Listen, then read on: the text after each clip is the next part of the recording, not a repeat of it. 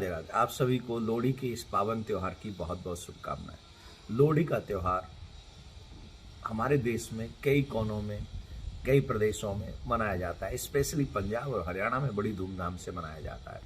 किसान भाइयों के लिए ये बहुत शुभ दिन माना गया है और कहते हैं कि ये उनके लिए वित्तीय नववर्ष वो मानते हैं इस बात को। आज के दिन जो कल से माघ महीने का प्रारंभ होगा और जो माघ महीना है जो कि हमारे तीर्थों में, हमारे पुराणों में बहुत महत्वपूर्ण माना गया है, शास्त्रों में बहुत महत्वपूर्ण है। तो कल से माघ का महीना प्रारंभ हो जाएगा, सूर्य जो है उत्तरायण हो जाएंगे। तो ऐसी कई चीज़ें हैं जो आज से और कल के विषय में बदल जाएंगे। तो इन्हीं दिनों में लोहड़ी के त्यौहार पे हम लोग जैसे होली दीपावली में मिलते हैं, वैसे ही लोहड़ी के त्यौहार पे भी हम लोग बड़ी धूमधाम से लोहड़ी मनाते हैं। पंजाबी भाई बहन तो बहुत धूमधाम से मनाते हैं। उस दिन हम लोग लोहड़ी के दिन मीन्स आज 13 जनवरी को हम लोग एक अग्नि का प्राकट्य करते हैं। वहाँ कोई लकड़ी समिधा बीन कर इत्यादि उसमें अग्नि लगाकर, उसमें रेवड़ी डालकर, उसमें थोड़ा सा तिल डालकर, मक्का डालकर, गुड़ डालकर उसकी परिक्रमा लगाने से 7 परिक्रमा उस दिन उसकी जैसे होली पे परिक्रमा लगाते हैं वैसे इसमें भी हम लोग परिक्रमा लगा सकते हैं। लेकिन लोहड़ी के इस त्यौहार पर भी अधिकांश हम कुछ ऐसे उपाय कर सकते हैं जिन उपायों से हमारे घर की समस्या, आर्थिक समस्या समाप्त हो सकती है। मैं आपको बताऊं, इस दिन अग्निदेव का और महादेव का पूजन हम सबको करना चाहिए। महादेव का पूजन और अग्निदेव का पूजन करने से हमारे, आप देखेंगे जितने भी त्योहार हैं भारत में वो किसी न किसी देवी देवता से जुड़े हुए हैं, क्योंकि देवी देवताओं की हमारे जीवन में बहुत बड़ी भूमिका होती है।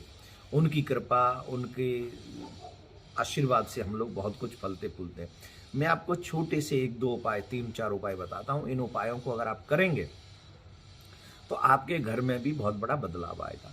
आपको चाहिए कि आज के दिन आप सभी लोग रेवड़ी का भोग महादेव को लगाएं और वो कुछ थोड़ी सी ज़्यादा से ले ले रेवड़ी, और वो रेवड़ी लेकर आप जो है गरीब कन्याओं में बांट दें। इससे आपकी जो बहुत बड़ी सुख समृद्धि पाने की इच्छा रहती है उसमें आपको बहुत बड़ा लाभ होगा। दूसरा जो है, गरीबों में गुड़ और तेल दान करने से सौभाग्य की प्राप्ति होती है। गरीबों में जहाँ देखते हैं ना जिनको जरूरत है, हम उनके पास कई व्यवस्थाएं नहीं होती हैं, तो उनको गुड़ दे दें, तिल दे दें। तो तिल का तो अपने आप में बहुत बड़ा दान का बहुत बड़ा फल है, बहुत बड़ा। तो इसलिए उनको जाके थोड़ा सा गुड़ और तिल दान में दे दें, इससे आपके सौभाग्य की वृद्धि होगी। तीसरा, लोहड़ी के दिन ही काली गाय को उड़द और चावल हमको अवश्य खिलाने चाहिए। इसको खिलाने से जो हमारे घरों में, परिवार में क्लेश होता है उसमें बहुत बड़ी शांति होगी। चौथा, इस दिन लाल कपड़े में गेहूं बांधकर, चाहे 5 किलो 10 किलो जितनी भी आपकी सामर्थ्य हो, अगर हम लोग किसी बूढ़े ब्राह्मण को या ब्राह्मण को दान में दे दें तो इससे जो हमारी आर्थिक समस्या है उसमें भी सुधार होगा, बहुत बड़ा सुधार उसमें होगा। समस्याएं जो हैं हमारे जीवन में आने वाली आर्थिक समस्याएं, उनमें बदलाव होगा, उसमें सुधार हो जाएगा।